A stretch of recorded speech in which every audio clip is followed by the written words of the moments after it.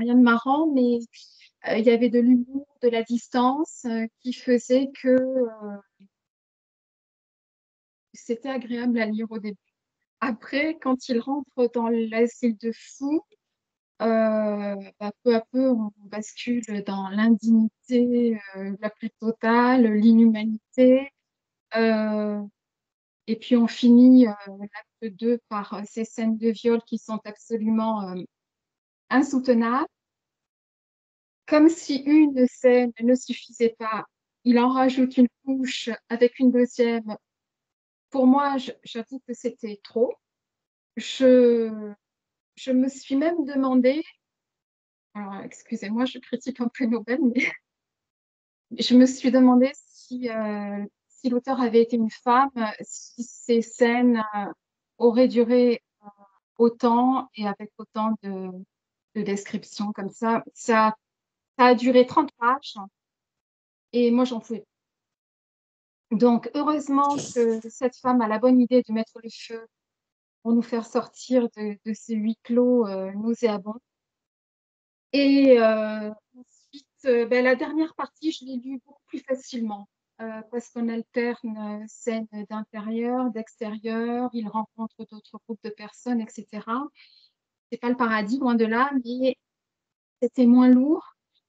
La fin est ambiguë.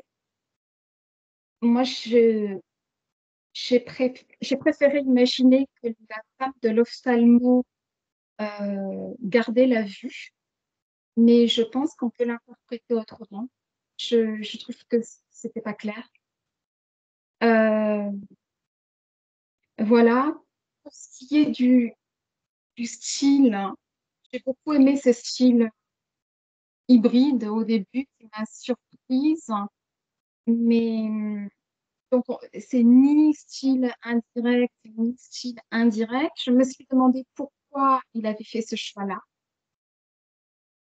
Et je me suis dit que peut-être pour mieux entrer dans la tête des aveugles, qui forcément ne voient pas les gens qui parlent, euh, il avait à nouveau, je m'en pense, euh, pardon. Euh, oui, parce que s'il avait fait des dialogues classiques, il aurait mis des verbes d'incise.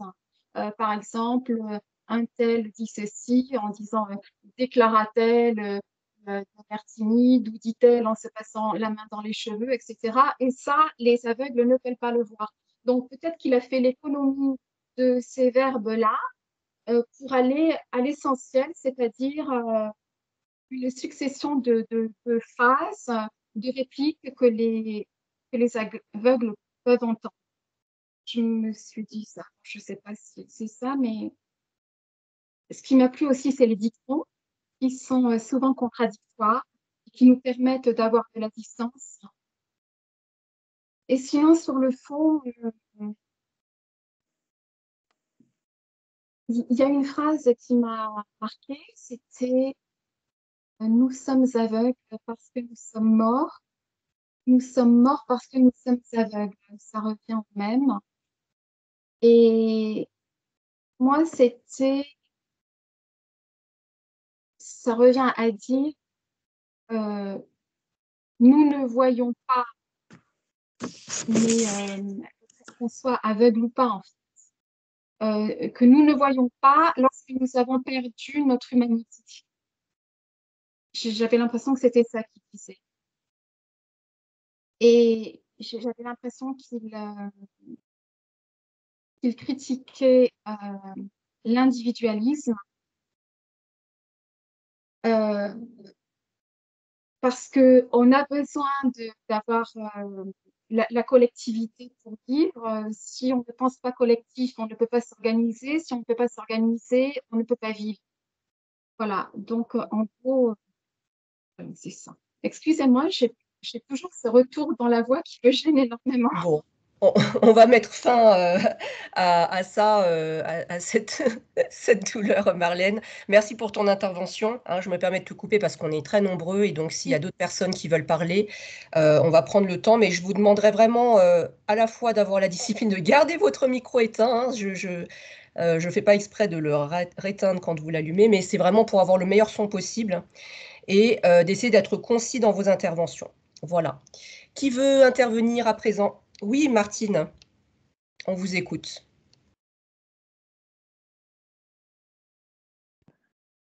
Là, j'ai rallumé mon micro, ça va? Est-ce que vous m'entendez? Vous m'entendez pas? Si, si. Ah bon, d'accord. Alors, moi, j'ai eu beaucoup de mal au début, tellement c'est horrible. Je ne pouvais pas lire le soir, ça me donnait des cauchemars. Hein. C'était vraiment affreux. Ce que j'ai trouvé intéressant, c'est le déroulement du livre. En fait, on a l'impression que les personnages arrivent un peu comme sur une scène de théâtre. Ça se déroule. Mais ce qui était vraiment difficile, c'est cette déshumanisation. Les aveugles n'ont pas de nom. C'est la femme du médecin, l'ophtalmo. Voilà, donc ça, c'est vraiment une déshumanisation terrible. Il fallait vraiment que je lise ça dans la journée, jamais le soir. Et je crois même que j'ai dû passer quelques pages, tellement c'était difficile. Voilà, bon, maintenant, est-ce que sur le plan politique, est-ce qu'il y a un symbole là-dedans? On peut se poser la question. Voilà, c'était. Mais j'ai trouvé que c'était un livre très intéressant par ailleurs. Hein. Oui, absolument. Voilà. Merci Martine. On va revenir sur tout ça. Hein. Alors, qui d'autre veut intervenir? Oui, on va écouter Emma et ensuite Véronique. Alors, il faut simplement rallumer le micro en bas. Et voilà, parfait. Là, écoutez, j'ai été très étonnée par ce livre et quelques pages, je l'ai abandonné. Voilà. À cause du style. C'est-à-dire, en continu comme ça, les personnes se parlent et ça m'a été très difficile. Donc, je l'ai repris après parce que j'ai dit quand même, ce prix Nobel, fait un effort. Et après, effectivement, je me suis habituée au style, vraiment à l'écriture. C'est-à-dire, c'est très dense, on ne respire pas dans ce texte. Il n'y a pas de... on ne souffle pas, il n'y a pas de blanc. Tout va, tout va, tout va, tout là-dessus. Et puis alors, comme c'est plus que dramatique, c'est déshumanisé, c'est l'horreur, et on n'arrive pas à trouver à un moment donné, par l'écriture, le jeu d'écriture, un peu de soulagement à cette dureté. Voilà, mais sinon, j'ai aimé énormément ce livre et je suis contente de l'avoir terminé. Bon, c'est bien d'avoir persévéré. Hein. Parfois, le début est difficile, Oui, mais voilà, ça vaut le coup oui. de tenir. Très bien, merci Emma. On va écouter maintenant Véronique. Oui, bonsoir. Moi, j'ai bien aimé ce livre. Les descriptions sont extrêmement détaillées. J'ai trouvé bien qu'il n'y ait pas de prénom, parce que c'était plus facile de suivre la narration. J'ai bien aimé l'humour qu'il mettait dans certaines de ses phrases. Et puis le narrateur nous prend quelquefois à témoin. J'ai relevé, oui, pardonnez l'exagération intentionnelle, car n'oublions pas que tout est relatif dans la vie. Enfin, bon, moi, j'ai bien aimé. J'ai trouvé que c'était facile à lire. Ça ne m'a pas trop gêné, en fait, que les dialogues suivent les phrases, qu'il n'y ait pas des intervalles spécifiques. Qu'est-ce que j'ai bien aimé encore? Oui, il a de l'humour. À un moment donné, il dit mais elle ne voulut pas avouer que elle s'était vue soudain aveugle. Donc forcément, enfin, il l'emploie plusieurs fois, cette expression, enfin, il emploie plusieurs fois ce verbe voir alors que ça n'a pas lieu d'être. Donc voilà, un bon roman. Et j'avais lu de lui Le voyage de l'éléphant, que j'avais bien aimé aussi. Voilà. J'ai passé un bon moment de lecture, même si ce n'est pas très gai, mais ça m'a bien plu. Très bien, merci Véronique. Qui d'autre veut intervenir? Oui, Jean-Baptiste. Bonsoir à toutes. Alors, je vais reprendre juste un peu mes notes.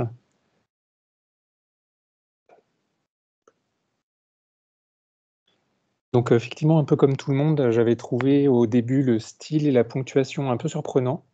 Donc, j'avais même regardé sur Internet pour savoir si c'était normal et si j'avais pas eu une copie mal imprimée.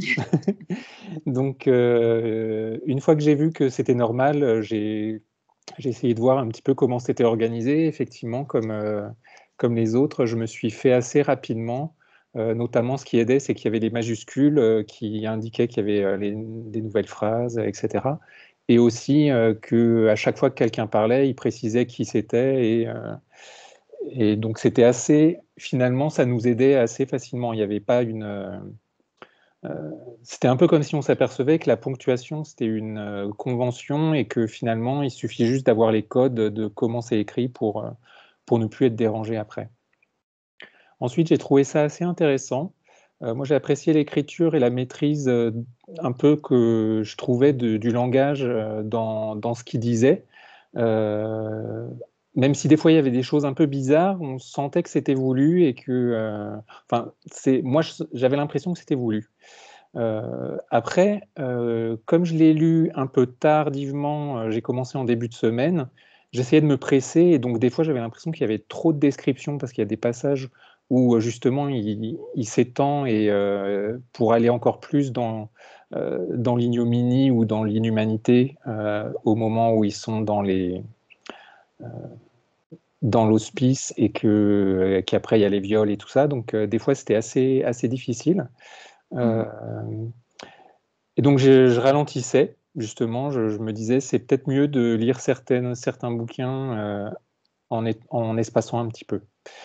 Tous ces passages un peu difficiles et le traitement des aveugles, moi, ça m'a évoqué des images de lépreux, de pestiférés, de ce qui s'est passé pendant la Seconde Guerre mondiale avec tous les indésirables. Et même quand j'ai vécu en Inde, il y avait des attitudes où on sentait que certaines catégories de la population étaient mises à l'écart. Donc c'est encore très vivant. Moi, ça m'a parlé. J'ai été touché par la plupart des personnages, hein, parce qu'ils transparaissaient d'eux dans les échanges qu'ils avaient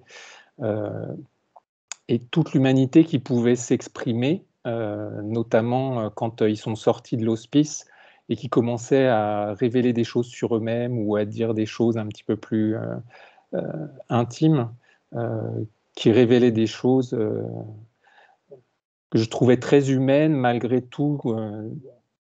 Toute la perte de cette humanité liée à l'aveuglement, en quelque sorte. C'était comme s'ils perdaient la vue, ils perdaient leur humanité, quelque part.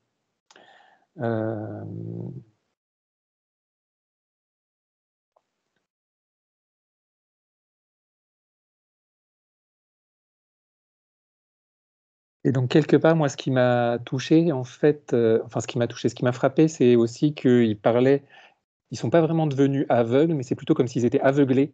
Ils parlaient souvent de cette lumière blanche qu'ils voyaient, et donc c'était pas vraiment comme s'ils avaient perdu la vue, mais qu'il y avait trop de trucs qui les éblouissaient, ou qu'il y avait tellement de choses. C'est un peu comme nous, on est ébloui par toutes les publicités, par tous les trucs dans tous les sens, et donc quelque part, il y a plein de choses qu'on voit pas parce qu'on s'arrête à la surface ou parce qu'on s'arrête à tous ces trucs qui nous captent l'attention. Et donc voilà, c'est ce genre de choses que ça m'a évoqué aussi quand on parle de ce que ça pourrait véhiculer. Et Un des trucs qui m'avait fait sortir de la narration au début, c'était quand il passait régulièrement en mode méta ou qu'il décrivait des choses, ça me faisait sortir. Après, je l'ai moins senti. Je ne sais pas si c'est parce qu'il y en avait moins ou si c'est parce que je m'étais habitué au style, alors qu'au début, je devais me faire au style en même temps que rentrer dans l'histoire. Et donc voilà, je vais m'arrêter là et laisser parler les autres. En tout cas, j'ai beaucoup apprécié l'avoir lu. Merci Jean-Baptiste. Alors, qui veut prendre la parole maintenant? Allez-y. Oui, Marie-Laure. Oui, vous m'entendez? Oui, bonsoir tout le monde.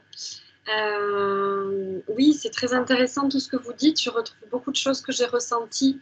Moi, quand je l'ai lu, dès le départ, en fait, ça m'a beaucoup fait penser à La Peste de Camus, pour ceux qui l'ont lu.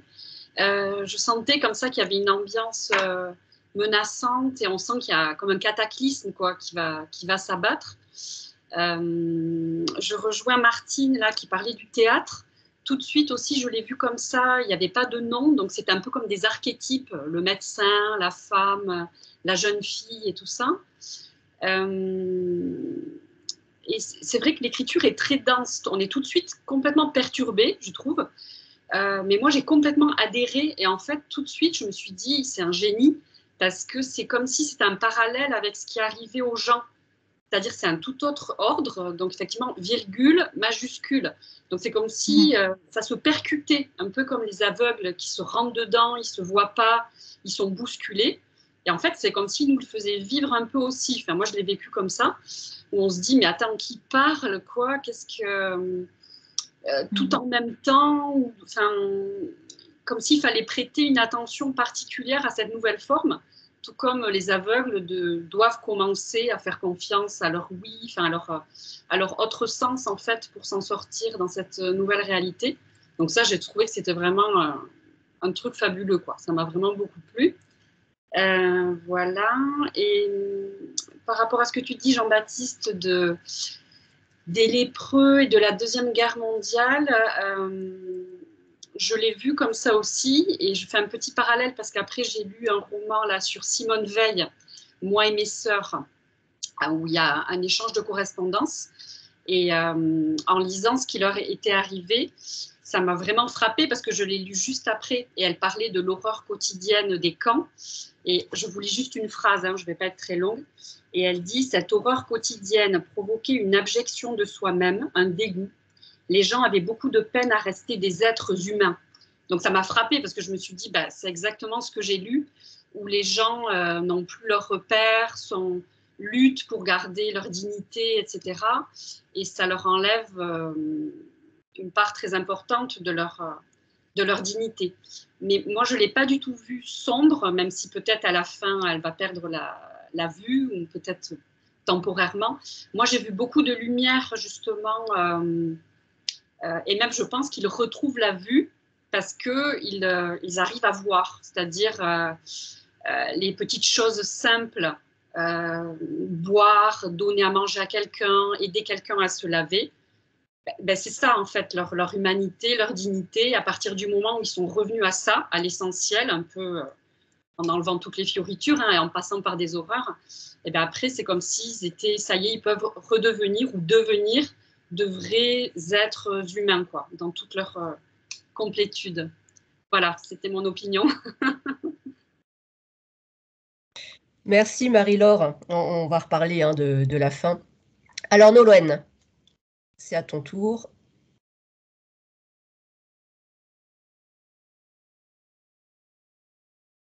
Oui, bonsoir à tous. C'est bon, on t'entend. Alors, ok. Alors pour moi, ça a été une lecture en apnée. J'ai eu beaucoup de mal avec ce livre sur le fond comme sur la forme, même si je suis contente de l'avoir lu. J'ai eu du mal à aborder le style et je me suis demandé, comme d'autres participants, si la juxtaposition des interventions de tous ces personnages était été une manière pour l'auteur de recréer une confusion qui peut être celle de ces personnes aveugles qui peuvent difficilement identifier identifier l'orateur, sauf à se reporter sur leur voix. J'ai failli abandonner la lecture au moment de la scène de viol, ça c'était trop pour moi. Mais j'ai continué parce que je voulais connaître la fin. Alors, je me suis demandé si ce bouquin n'était pas aussi une parabole, parce qu'il y avait beaucoup de références à la religion. Même on pourrait voir dans La femme du médecin une sorte de guide avec une mission christique de guider l'humanité. Pourquoi pas, surtout avec cette scène de l'entrée dans l'église. Ensuite, je me suis demandé s'il n'y avait pas également un parallèle avec le changement climatique, puisque le bouquin est sorti en 2015, donc on commençait quand même à en parler beaucoup à cette époque-là. Il fait référence plusieurs fois à un potager, voire la suggestion de s'installer à la campagne, de se nourrir du lait des vaches, de faire ses propres cultures. Donc, il parle du chaos et du fait que même à l'intérieur du chaos, il est possible de trouver de nouvelles manières de vivre, de s'organiser. J'ai également vu une référence à l'univers concentrationnaire de la Seconde Guerre mondiale, avec cette réflexion sur la dignité humaine, ce qui fait notre humanité. Et beaucoup de références également à l'animalité. On a l'impression que dès lors que l'être humain est privé du regard et du regard de l'autre, il est ramené à ses bas instincts, à ses besoins physiologiques, et il finit par se comporter comme une bête sans égard pour les autres. Donc une lecture difficile, mais malgré tout, j'ai le sentiment que c'est un livre fort. Donc je comprends qu'il ait obtenu le prix Nobel. Mais vraiment une lecture en apnée. Ok, merci Nolwenn pour ce partage. Qui d'autre veut intervenir? Solène, oui. Vous m'entendez? Oui, on t'entend. Alors, bon, moi, je rejoins un petit peu aussi tout le monde. Alors, j'ai trouvé que c'était une lecture qui se méritait. C'est vrai que j'avais du mal à lire quand il y avait mes enfants dans les parages. Juste trop de bruit, il fallait vraiment se concentrer, quoi, pour dire, alors lui, c'est lui qui parle, alors qui parlait avant. Donc voilà, une lecture où il fallait être concentré. Bon, un peu comme tout le monde, c'est vrai que j'ai vu le fait que ça suit les dialogues, ça se suive avec des virgules. J'ai trouvé que c'était pour anonymiser les personnages, disons pas de nom. J'ai trouvé que les êtres humains étaient traités en masse, en fait, à part effectivement les 4-5 là qu'on identifie bien. Pour moi, c'était un troupeau, quoi, un troupeau d'êtres humains. Et puis finalement, du coup, pour anonymiser encore un peu plus tout ça, finalement, l'écriture effectivement dense, hein, c'est le mot que je m'étais noté, donc que j'ai entendu aussi. Et j'ai vu aussi par rapport au gouvernement, la façon dont le gouvernement s'est comporté au moment où les premiers aveugles apparaissaient. Alors là, moi, pour le coup, j'ai alors évidemment l'univers concentrationnaire, et j'ai aussi fait un petit parallèle avec le Covid, hein, où on ne sait pas ce que c'est, on va les parquer. Donc finalement, presque une anticipation, du coup, je dis, bah ouais, c'est ça, c'est le gouvernement, il ne sait pas, il tâtonne un peu, il les met là, il met des soldats, les soldats, ils sont là, puis ils sont plus là. Enfin voilà, une espèce d'agitation de l'État, où moi, j'ai vu un peu cette anticipation, je dis, ben ouais, voilà, j'ai ressenti ça. Et puis, un peu comme mes camarades, des moments. C'est une lecture dont je me souviendrai. Ça, je sais que c'est un livre dont je me souviendrai, parce qu'effectivement, c'est quelque chose de pas banal, d'assez. Il traite sans concession certains sujets. Enfin, voilà, les déjections par terre, etc. Enfin voilà, il n'y a pas de concession sur les descriptions, et des moments forts, et puis un sujet fort et une façon de le traiter. Et d'écrire assez hors norme. Donc ça, c'est un livre dont je me souviendrai, ça c'est sûr. Et alors, est-ce que j'ai aimé Je sais, une lecture particulière, voilà, très particulière. Et bah, je suis allée au bout. Donc, on a envie de savoir voilà, si les personnages vont survivre, etc. Et c'est vrai que effectivement, le fait qu'ils sortent après de cet enfermement, ça donne une petite bouffée d'oxygène malgré tout, quoi. C'est vrai que cet enfermement, au bout d'un moment, voilà, après le fait qu'ils sortent, ça redonne un second souffle au récit, voilà, où on a envie ensuite d'aller jusqu'au bout. Voilà, c'est tout pour moi. Merci Solène. Avec plaisir. Qui d'autre veut prendre la parole? Oui, Fabienne. Oui, bonsoir. Alors, je ne vais pas répéter tout ce qui a été dit parce que voilà, mais juste reprendre ce qui a été dit sur la ponctuation et le fait qu'on a l'impression d'être du coup un peu de manquer de respiration. Et ben moi j'ai vraiment ressenti ça et pour avoir vécu à Shanghai au moment du Covid, je peux vous dire que j'ai ressenti ça, cette espèce d'étouffement au moment où le Covid est apparu en Chine. Et j'ai eu l'impression de revivre ça en lisant, en fait. Et je me suis dit, ah bah, finalement, voilà une façon par l'écriture de faire ressentir cette sensation-là. Et je vous garantis que ce qui est écrit dans ce livre, et c'est exactement ce qui est arrivé à Shanghai, sauf que ça n'a évidemment pas terminé de façon aussi tragique pour tout le monde, mais il y a eu beaucoup de drames quoi, à Shanghai et des choses qu'on ne sait pas parce que le gouvernement chinois les étouffe. Mais il y a des gens, il y a eu des immeubles qui ont brûlé parce que ils étaient confinés et il y avait des chaînes autour des portails. Les gens ne pouvaient vraiment pas sortir de leur immeuble et il y a eu le feu. Donc il y a des gens qui ont brûlé chez eux. Il y a des gens qui sont morts de faim. Il y a des gens qui sont morts du Covid seuls chez eux, du Covid ou d'autres maladies. Mais je veux dire, il y a des gens qui sont morts de faim. Enfin voilà, il y a des choses assez terribles qui sont passées durant la période Covid en Chine et qu'on ne sait pas forcément. Et c'était vraiment similaire à ça, quoi. C'est-à-dire que on était devenus comme ça complètement. On n'était plus des êtres humains, on était des codes barres qu'on devait montrer partout où on allait quand on pouvait sortir. Et je trouvais que ça, c'était vraiment bien rendu dans le roman, cette espèce enfin, les gens sont pas, il n'y a aucun prénom dans le livre, il y a plein de personnages, mais il y a zéro prénom.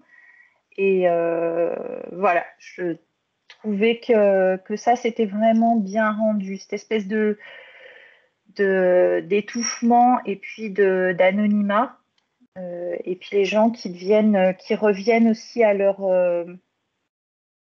dans ce genre de situation, en fait, nous, pendant le Covid, la principale préoccupation des gens, c'était de chercher à manger.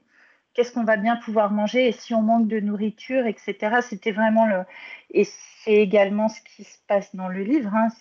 Tout tourne autour de comment ils vont manger, de leur faim, etc. Et voilà. Et moi, j'ai vraiment eu ce sentiment-là on devient un petit peu animal, quoi. Et c'est ce qui se passe aussi dans le livre, quoi. C'est ce qui dit un petit peu aussi les hommes redeviennent un peu des animaux. Et voilà. Et aussi, j'ai trouvé très joli enfin, joli, c'est pas le mot, mais j'ai trouvé intéressant la place que l'auteur donne aux femmes. Je trouve que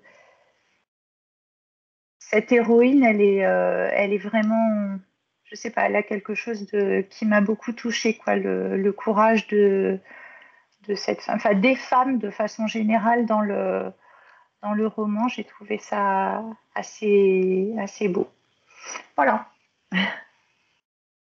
Ok, merci Fabienne. Qui d'autre souhaite prendre la parole? Alors, Jean-Baptiste, tu as levé la main, mais tu as déjà eu la parole. Alors donc, je vais d'abord la donner à des personnes qui peut-être n'ont pas réagi. Oui, Catherine. Voilà, bonsoir tout le monde.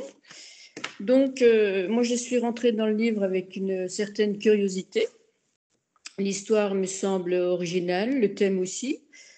Et puis, c'est une histoire qui ne laisse pas indifférente, mais très vite, cette lecture pour moi est devenue éprouvante, insupportable, nauséabonde, oppressante et angoissante. Toute la période de ce passage où les femmes se font violer, je pense que ça a été dit, moi, alors j'ai passé, repassé. J'ai laissé tomber, j'ai repris le livre plus tard, ça n'allait pas mieux, donc j'ai trouvé que les détails étaient sordides, violents, crus et cruels. Moi, je ne suis pas dans une période actuelle pour lire ce genre d'histoire, bien que ce soit une histoire très bien écrite. Moi, j'ai beaucoup aimé son style, mais ça m'a renvoyé, comme ça a été dit, à la Deuxième Guerre mondiale. On vit actuellement ce qui se passe au Hamas et en Israël. Donc voilà, j'ai trouvé que c'est un réalisme insupportable. Pour autant, son analyse des comportements humains me semble remarquable et, voilà, et réaliste. Ensuite, les dialogues, donc c'est écrit sans tiret, ni guillemets, etc. Mais ça ne m'a pas gênée. Ça ne m'a pas gênée du tout. Je me suis bien retrouvée. Ce que nous a montré aussi Saramago, c'est la fragilité de la civilisation. C'est-à-dire que là, il part sur une épidémie des aveugles, mais que finalement, la civilisation peut s'écrouler d'un seul et d'un coup, quoi, par n'importe quoi, par une petite étincelle. Il nous montre l'homme qui apparaît dans toute sa complexité, c'est-à-dire capable de compassion et d'humanité comme des pires des horreurs, quoi. J'ai trouvé ça... l'absence d'identité des personnages renforce le côté déshumanisant. Voilà, et il suffit d'un rien pour mener le désordre, la confusion et de rentrer dans une anarchie, quoi. Franchement, moi, je ne peux pas dire que j'ai aimé, puis je n'ai pas détesté non plus, mais j'ai eu du mal, beaucoup de mal, et ça m'a donné franchement beaucoup d'angoisse, quoi. Ça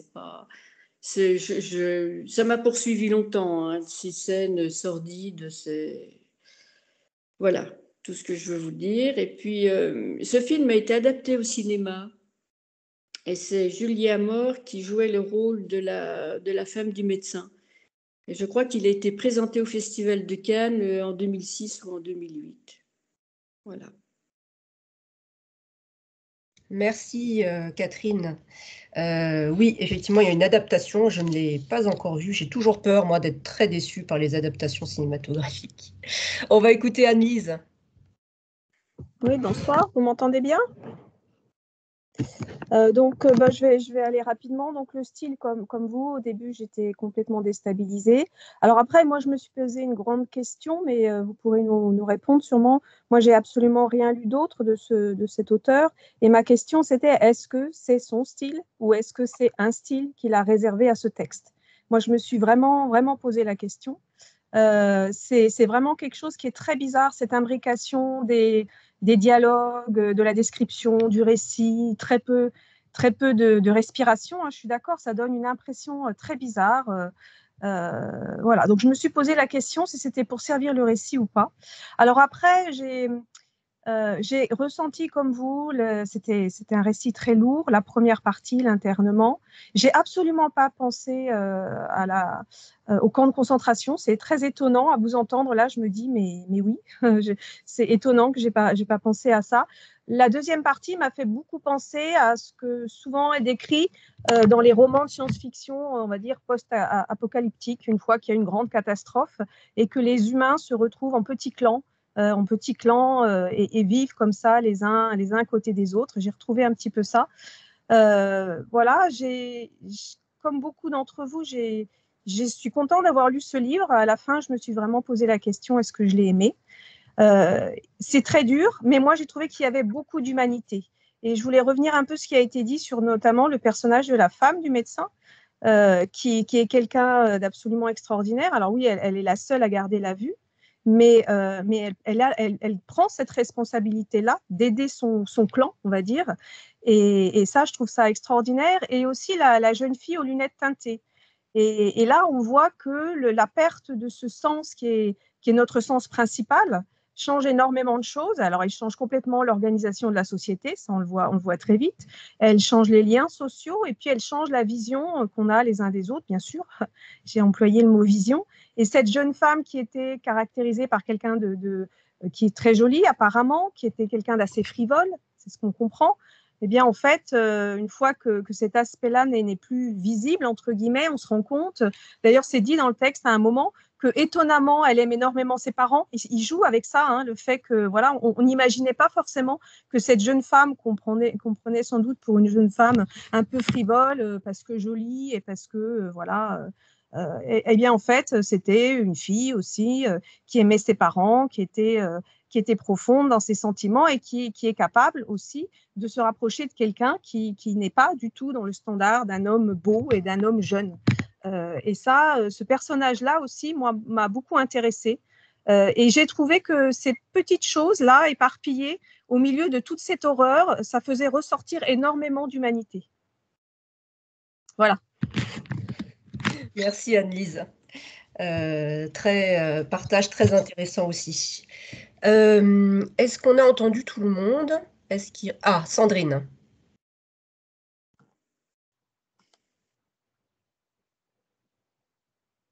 On n'entend pas Sandrine, comme lundi. Je pense que c'est l'ordinateur, il faut se connecter sur le téléphone.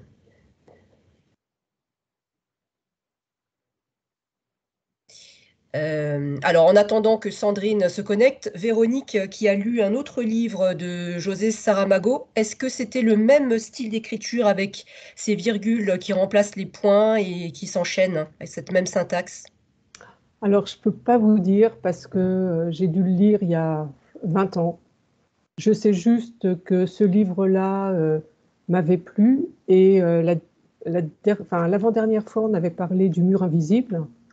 Et j'avais dit que ce livre, bon, m'avait marqué, mais l'éléphant, le voyage de l'éléphant aussi, parce que il y a quelque temps, j'y repensais et j'étais contente de retrouver que c'était Saramago qui l'avait écrit. Mais vous dire la façon dont il a écrit, non, ça je peux pas. Puis j'ai même pas le livre avec moi, donc je peux pas vous aider. D'accord. Sandrine? Non, bon. Alors moi, je suis en train de terminer La lucidité de Saramago, qui est en fait la suite de L'aveuglement, si ça vous intéresse de replonger.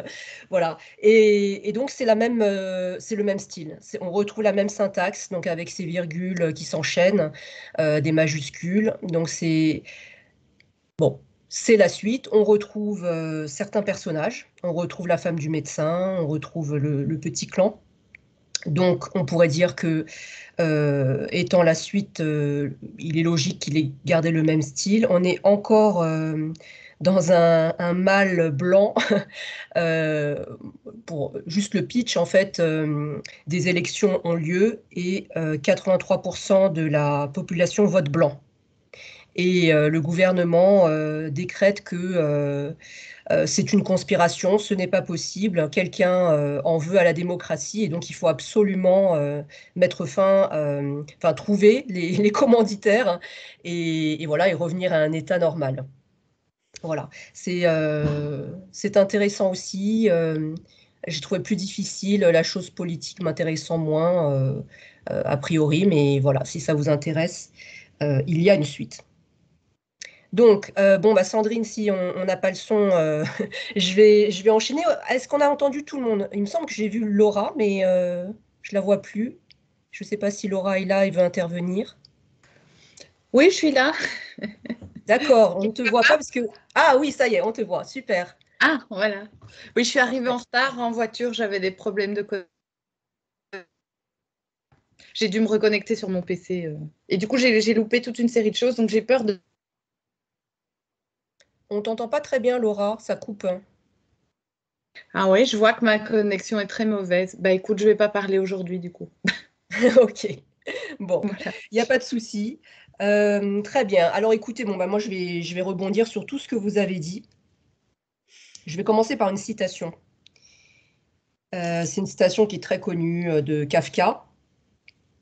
Kafka nous dit « Si le livre que nous lisons ne nous réveille pas d'un bon coup de poing sur le crâne, à quoi bon le lire? Un livre doit être la hache qui brise la mer gelée en nous. » Voilà, donc je cite Kafka parce que pour moi, l'aveuglement fait partie de ces livres qui sont des coups de hache dont le but est de briser la mer gelée en nous. C'est vraiment, c'est un livre qui... moi, j'aime bien dire que la littérature doit nous sortir de notre somnolence. Et pour cela, effectivement, parfois ça bouscule, hein, parfois c'est dur. Mais là, ce que fait Saramago, je rejoins Marie-Laure, c'est un génie. Cet auteur est un génie parce qu'ils sont tous aveugles, mais il force le lecteur à voir ce qu'on essaye de ne plus voir. Voilà, certains le savent, hein, moi, l'un de mes thèmes de prédilection en écriture, c'est le déni.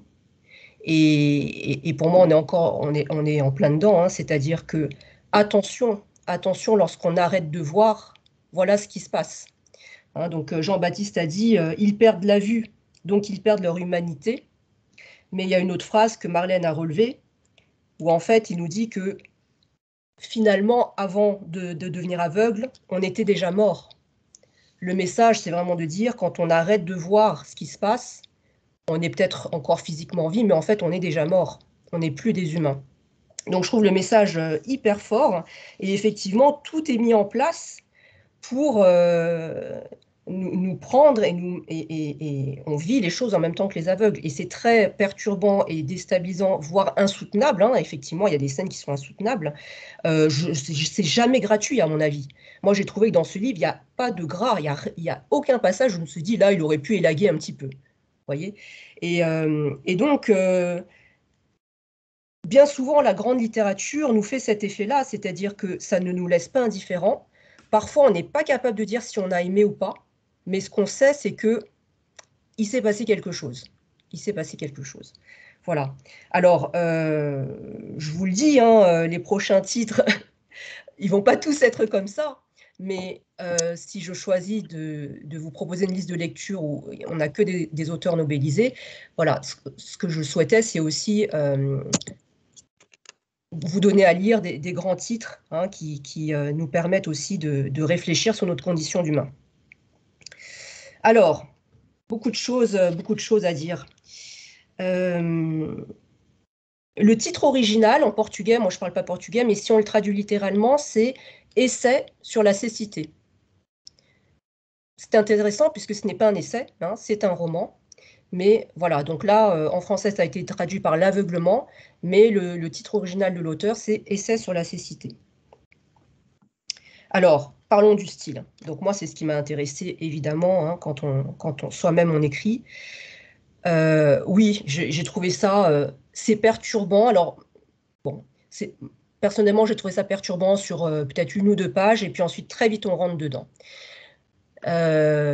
C'est génial, moi j'ai trouvé ça génial parce qu'il y a des conventions en termes de typographie, en termes de mise en page pour les dialogues, hein, ce que j'enseigne en atelier d'écriture, et puis lui, il nous enlève tout ça et il nous fait un nouveau type de syntaxe, hein, complètement chaotique, on pourrait dire, pour refléter le chaos de cette société, mais finalement, on s'y retrouve, et ça c'est une vraie prouesse en termes d'écriture.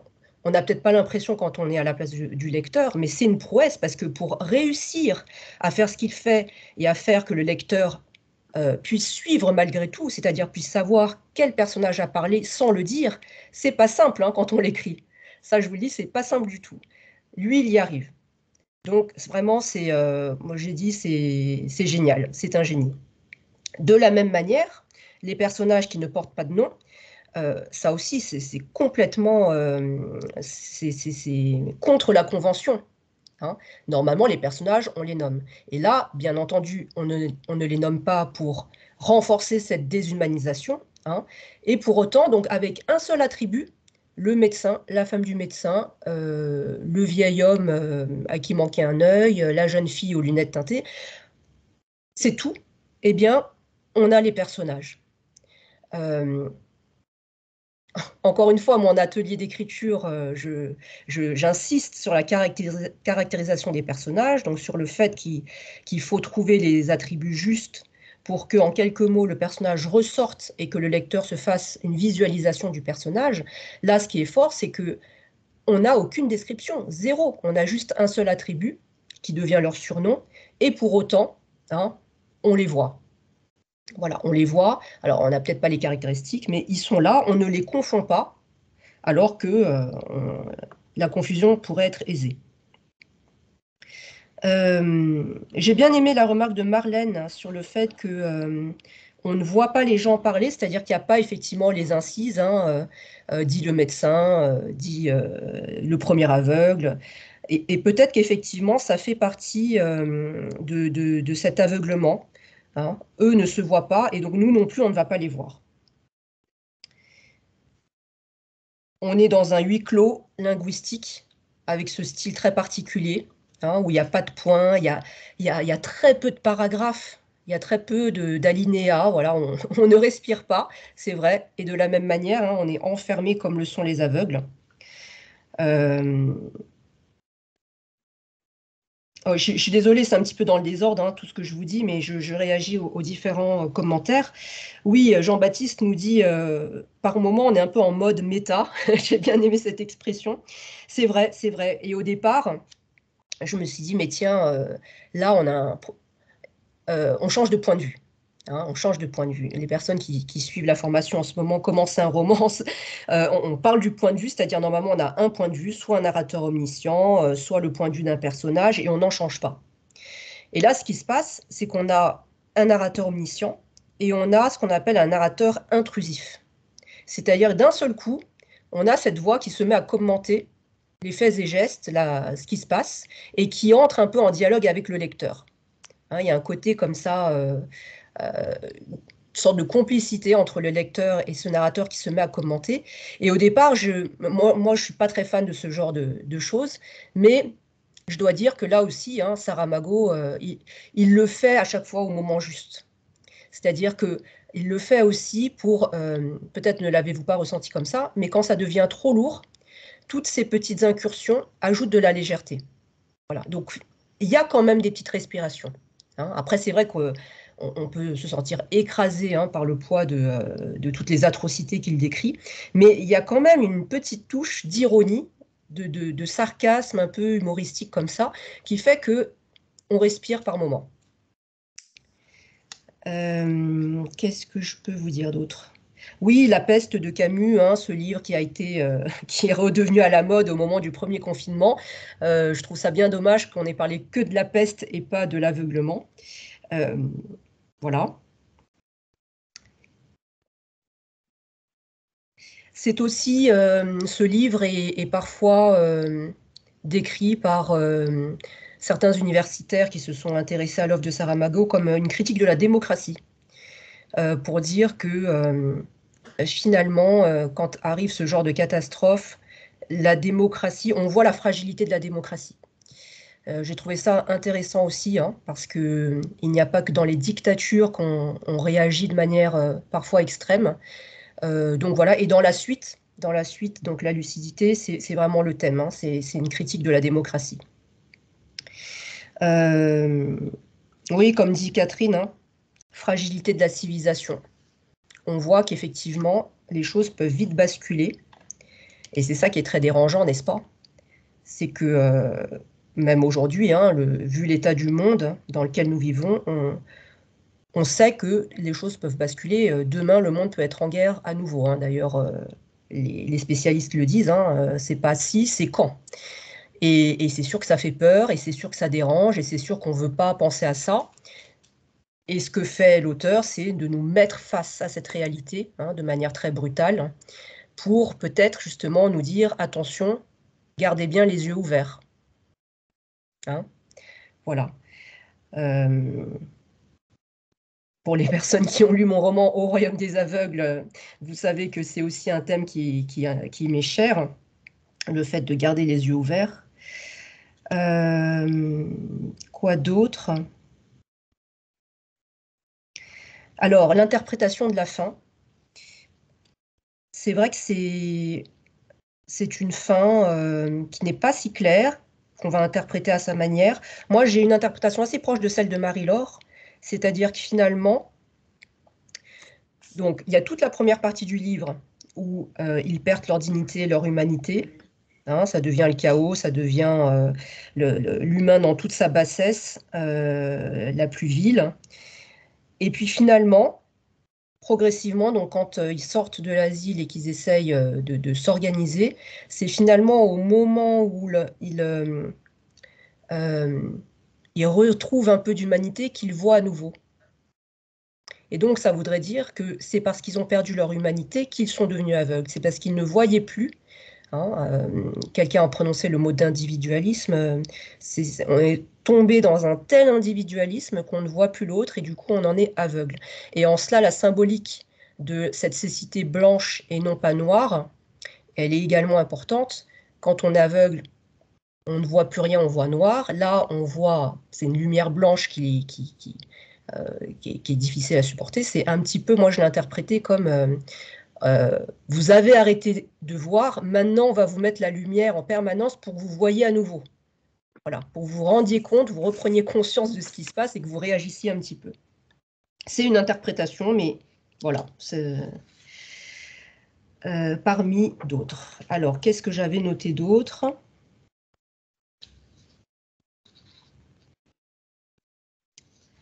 Plusieurs fois, le message de l'auteur est formulé assez clairement.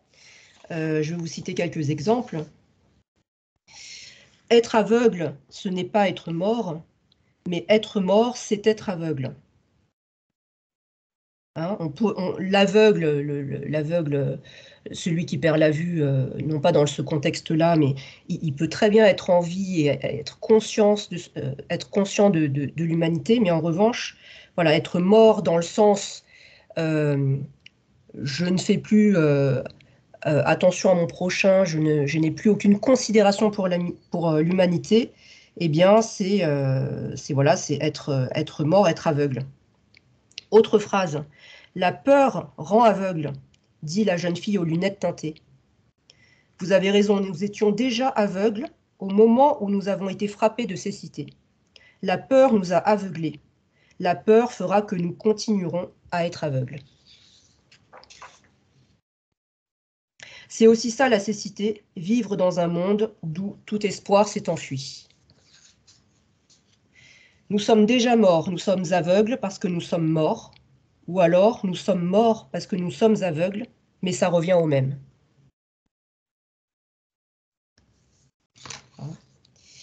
Voilà.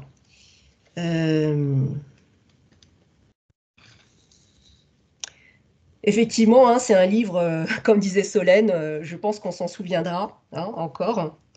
Petit clin d'œil, moi j'ai bien aimé, alors là c'est l'écrivain qui parle. On a un passage à la fin où Saramago nous dit « Vous êtes écrivain. Par conséquent, vous savez que les adjectifs ne servent à rien. Si une personne tue une autre personne, par exemple, il vaut mieux le dire simplement, établi sur le fait que l'horreur de l'acte, à elle toute seule, sera si choquante qu'elle nous dispensera de dire que ce fut horrible. » Alors, c'est un clin d'œil parce que là, ce que dit Saramago, pour les personnes qui ont suivi quelques ateliers avec moi, c'est exactement le principe du show don't tell. Le show don't tell, c'est une technique d'écriture où on préconise à l'auteur de montrer plutôt que de dire. C'est-à-dire, plutôt que de dire « Ah, c'était horrible », on va montrer l'ignominie sans la nommer. Voilà. Et donc, j'ai beaucoup aimé ce passage parce que c'est exactement ce qu'il fait. C'est exactement ce qu'il fait dans tout le roman. Et c'est voilà, une petite touche de théorie d'écriture, mine de rien, qui se met là. Et de dire qu'effectivement, hein, l'acte se suffit à lui-même. On n'a pas besoin de le nommer.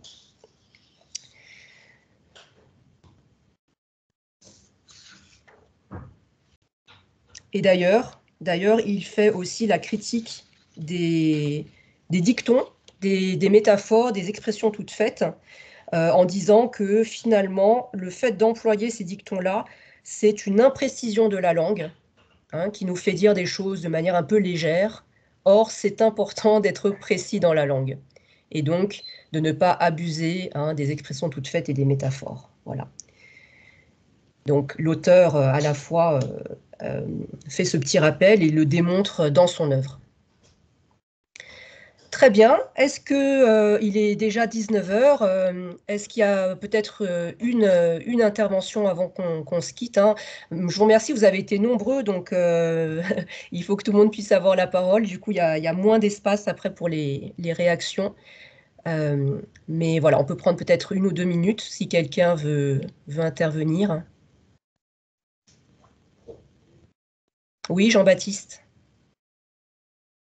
J'avais une dernière remarque à faire justement sur la femme du docteur et de l'importance qu'elle avait dans l'histoire, où je me suis fait la réflexion à un moment qu'elle était non seulement les yeux des autres aveugles autour d'elle pour les aider à avancer et à survivre dans ce monde aveugle, mais en fait, elle était aussi les yeux du narrateur et les nôtres, parce que sans elle, il y a beaucoup de choses qui auraient été très différentes dans ce qui aurait été écrit ou ce que l'auteur aurait pu dire, en fait. Donc, c'est ce que j'ai apprécié d'avoir réussi à la choisir et à lui donner ce rôle qui était très important dans l'histoire. Voilà. Tout à fait. Oui, Véronique. Moi, en fait, il y a une phrase qui a vraiment résonné en moi, c'est à la fin. Je pense que nous étions aveugles, des aveugles qui voient, des aveugles qui voyant ne voient pas. Moi, je trouve que c'est ce qu'on vit actuellement. En fait, tout le monde l'a pratiquement dit. J'ai l'impression qu'il n'y a plus d'humanité entre nous. On ne fait pas attention aux uns aux autres. Les gens, quand je regarde que je suis dans la rue ou dans le métro, tout le monde est sur son portable. Quelqu'un pourrait tomber, qui s'en apercevrait? Je me pose la question. Donc, cette phrase, j'ai trouvé malheureusement très actuelle. Oui, tout à fait. Chantal.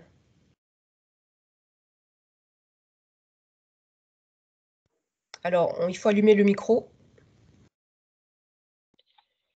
Oui, ce que je voulais dire, c'est ce que vient de dire, je sais pas qui juste a parlé avant, c'est que quand j'ai fini de le lire, je me dis, voilà, conclusion de ce que je pense de ce bouquin formidable, enfin vraiment, c'est un génie, c'est que si on arrête de voir ce qui se passe autour de nous, eh ben, on sera mort. Et voilà, je pense exactement qu'on est tellement aveugle aujourd'hui de ce qui nous entoure, autour de nous et un peu plus loin sur la planète que et je pensais aussi, au dérèglement climatique, au réchauffement, aux guerres. Enfin, je me suis dit, c'est vraiment une leçon de vie, en fait. Au bout du compte, je me suis dit: «C'est une leçon de vie qui nous renvoie, attention, restez les yeux ouverts». Oui. Oui, et pour finir sur une touche pas très joyeuse, c'est 1995. On le sait, hein, l'histoire se répète, et donc voilà, malgré toutes les alertes, il y a plein d'exemples dans la littérature, hein, de ce genre d'avertissement. On continue à s'enfoncer dans un aveuglement, donc chacun à sa petite échelle, essayons de garder les yeux ouverts. Alors, prochain D'ailleurs, livre. le livre s'appelle «L'aveuglement», d'ailleurs, et pas «Les aveugles», hein, c'est «L'aveuglement». Oui, mais je disais que c'est une traduction, et en fait, le titre original de l'auteur, c'est Essai sur la cécité. Donc, bon, Oui. voilà, à méditer, mais c'est encore plus déshumanisant, le titre qu'il avait choisi. Donc, prochain livre, nous nous retrouverons j'ai pas d'un seul coup, là, j'ai plus les jours, mais je vais regarder ça tout de suite. Nous nous retrouverons le jeudi 7 mars pour discuter de La femme aux cheveux roux. La femme aux cheveux roux, qui est un livre de Orhan Pamuk. Orhan Pamuk, auteur turc, prix Nobel 2006. Voilà, donc ça va nous changer, hein, littérature turque. La femme aux cheveux roux, c'est l'un de ses derniers romans, donc qui a été publié en 2016. C'est un roman assez contemporain. Il est moins dérangeant. Je vous promets que vous n'allez pas... bon, je pense, mais dans son style, c'est autre chose, voilà. Oui, moi je voulais dire, hein, la littérature nous sort de notre sommeillement. Moi, en lisant L'aveuglement, ça faisait longtemps que ça m'était plus arrivé, mais j'ai lu jusqu'à 5 heures du matin. Je ne pouvais plus m'arrêter. Voilà. Donc, sur la plateforme, je vais remettre le titre du livre. Voilà, vous aurez les informations. Et sinon, on se retrouve donc dans un mois pour parler du livre d'Orhan Pamuk. Ça vous va ? Merci. Bonsoir à tous. Merci à tous d'avoir été là, nombreux. Merci pour vos interventions. Et donc, je vous dis à bientôt. Bonne soirée. Merci. Merci. Au revoir. Au revoir. Au revoir. Au revoir.